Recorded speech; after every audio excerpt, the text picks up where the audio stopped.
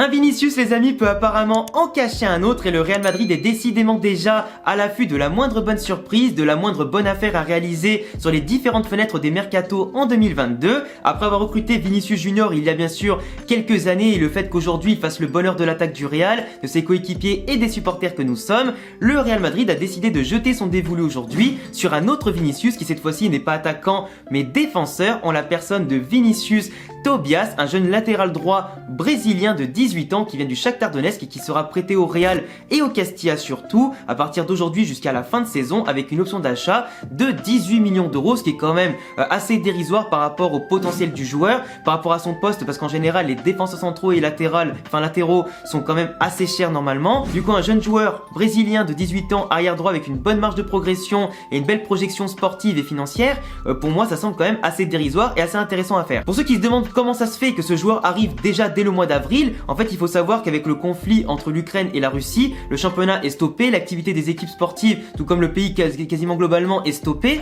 et forcément la FIFA a autorisé les équipes d'Europe et globalement du monde à réaliser de belles affaires entre guillemets du 7 mars au 7 avril en ouvrant un mercato exceptionnel pour aller piocher grand maximum par équipe 2 joueurs de ce championnat là ou des joueurs qui évoluent dans les équipes des championnats ukrainiens pour simplement leur permettre de s'évader entre guillemets, de continuer à exercer leur métier et pourquoi pas à rejoindre des équipes plus tard si jamais ils arrivent à convaincre leur club qui les accueille via les prêts, via les options d'achat, etc. Et surtout ça permet pourquoi pas de faire des belles affaires à moindre coût avec des joueurs expérimentés qui peuvent arriver tranquilles dans ton club ou alors de sécuriser des belles promesses comme aujourd'hui Vinicius Tobias et pourquoi pas les garder pour l'avenir et construire une belle équipe avec eux. Il faut aussi savoir aujourd'hui que Vinicius Tobias vient d'abord renforcer le Castilla pour bien sûr commencer à s'aguerrir, s'habituer un petit peu au football espagnol, voir ce que déjà il peut donner à son âge et avec son potentiel actuel en 3ème division espagnole, commencer aussi à connaître le groupe professionnel en s'entraînant avec eux, prendre un petit peu des notes, des remarques, s'exprimer avec eux, etc. En tout cas, commencer à progresser à leur contact et voir après pourquoi pas ce qu'il donnera avec l'équipe première à la suite de ça quand il aura fait ses preuves.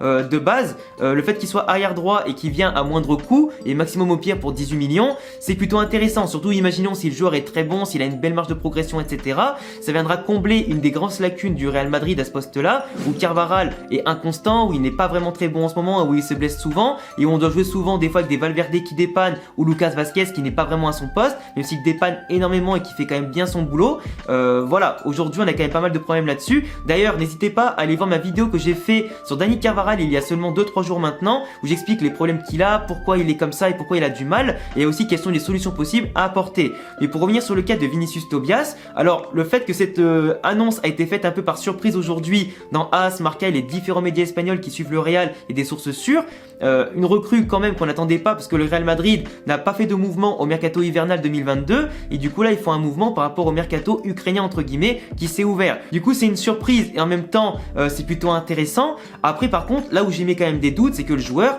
n'a que 18 ans et par contre à cause de sa nationalité brésilienne il ne peut pas jouer pour l'instant en Liga car les 3 places d'extra-communautaires ont déjà été prises par Vinicius, par Rodrigo et aussi par Militao qui n'ont pas encore obtenu la double nationalité espagnole pour permettre simplement à d'autres joueurs brésiliens ou d'autres continents d'avoir justement une place au Real en équipe première. Par contre il peut jouer en Ligue des Champions car du coup la FIFA et l'UEFA avec ce mercato exceptionnel ouvrent aussi 2 places de plus dans les différentes listes des coupes d'Europe pour accueillir justement les joueurs évoluant dans les championnats ukrainiens ou étant d'une autre nationalité. Du coup il peut potentiellement jouer pour l'instant qu'en Ligue des Champions mais je vois mal Ancelotti l'utiliser tout de suite à moins par contre qu'on perde Vazquez, qu'on perde Carvajal sur blessure, Covid ou autre et du coup qu'on n'ait vraiment pas le choix d'avoir un arrière droit de métier entre guillemets. C'est bien entre guillemets parce que ce jeune joueur là, même si je dis qu'il a une bonne progression, qu'il a l'air d'avoir en tout cas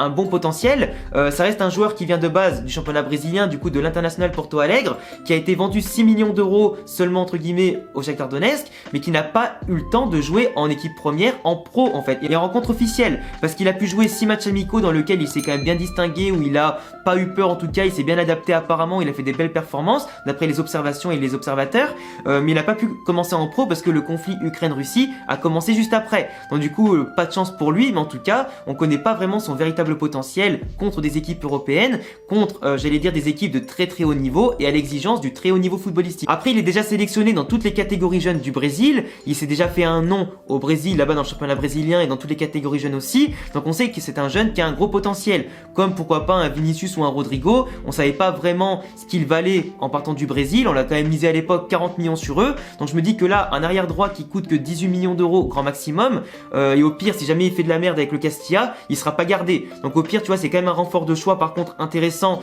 pour le Castilla, qui se renforce avec un jeune Brésilien avec une bonne marge de progression, mais de l'autre côté, en équipe pro, il pourra jouer que la Ligue des Champions cette saison, donc c'est pas forcément, tu vois, une bonne nouvelle. Après, Vinicius Tobias, pour l'instant, comme je dis, d'après les observateurs, moi je le connais pas personnellement, et là, depuis tout à l'heure, je vous affiche des petites compilations de ce qu'il sait faire. Il est assez frêle physiquement, par contre, il est assez rapide, il est assez adroit techniquement, il sait à peu près jouer des deux pieds, mais surtout du pied droit, ce qui est quand même logique. Il a une bonne qualité de projection, de centre, balle au pied, il a pas l'air d'être fâché, donc pour casser des lignes, c'est plutôt intéressant. Il sait bien dédoubler, faire des bons appels, et en tout cas, aider pourquoi pas à étirer les blocs adverses. Défensivement, il paraît quand même assez solide, alors pas forcément dans tous les duels, mais il a l'air de bien anticiper, d'être assez rapide pour justement ne pas se laisser déborder facilement. À 18 ans, bien entendu, qu'il aura quand même, je pense, des lacunes tactiques et de discipline, qu'il faudra qu'il apprenne au fur et à mesure au contact des grands entraîneurs et des grands joueurs de l'effectif, parce qu'à 18 ans, t'es toujours un petit peu dissipé, t'es pas toujours au summum footballistique et surtout de la concentration, etc. Donc il y aura forcément des choses à gommer, mais techniquement déjà, on peut voir qu'il n'est pas fâché avec le ballon, ce qui est quand même pas forcément une mauvaise nouvelle, même si je pense quand même qu'au Castilla, on avait, je pense, des joueurs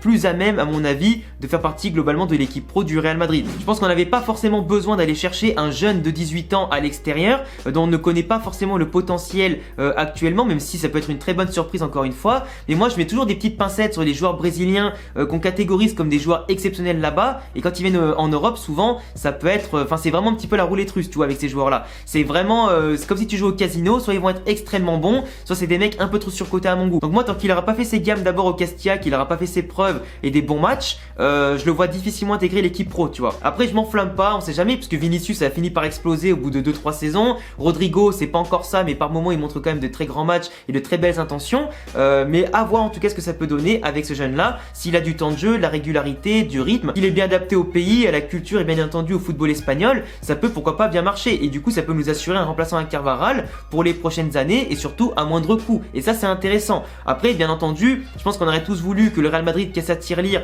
pour un Reece James, pour un vrai arrière droit en tout cas de métier, qui a déjà de l'expérience et pourquoi pas pour concurrencer dès maintenant un Carvajal qui n'a jamais vraiment eu de concurrence à son poste depuis son arrivée. Donc encore une fois, prudence, voyons voir ce qu'il est capable de faire avant de se projeter et s'enflammer. On l'a pas encore vraiment vu jouer à haut niveau, du coup on peut pas vraiment être sûr de ses compétences, du coup à voir ce qu'il peut donner d'ici les prochains mois ou pourquoi pas les prochaines années au Real s'il est conservé. Mais après on sait globalement que le Shakhtar Donetsk a quand même aussi des très bons recruteurs, ils ont beaucoup en général si tu veux de colonies brésiliennes dans leur effectif et qui montrent à chaque fois en Ligue des Champions, en Coupe d'Europe et même en championnat ukrainien de belles performances, du coup et surtout aussi une belle évolution pour certains. Du coup je me dis qu'ils ont peut-être eu une bonne pioche, ils n'ont pas eu le choix de nous le prêter parce que forcément avec le conflit en Ukraine, il fallait mieux nous le prêter pour qu'il s'aguerrisse plutôt qu'il reste chez lui à rien foutre. Et du coup à voir ce qui est possible de faire bien entendu avec le Shakhtar au niveau des négociations, ce qu'il est possible de faire pour le garder ou pourquoi pas après le garder puis le prêter ailleurs. On verra bien en tout cas ce qui nous attend avec lui dans les prochains mois ou prochaines années. Je vous laisse en tout cas les amis vous abonner et cocher la cloche si vous aimez le Real, le foot espagnol. Je vous prépare bien sûr l'avant-match entre le Real et le Celta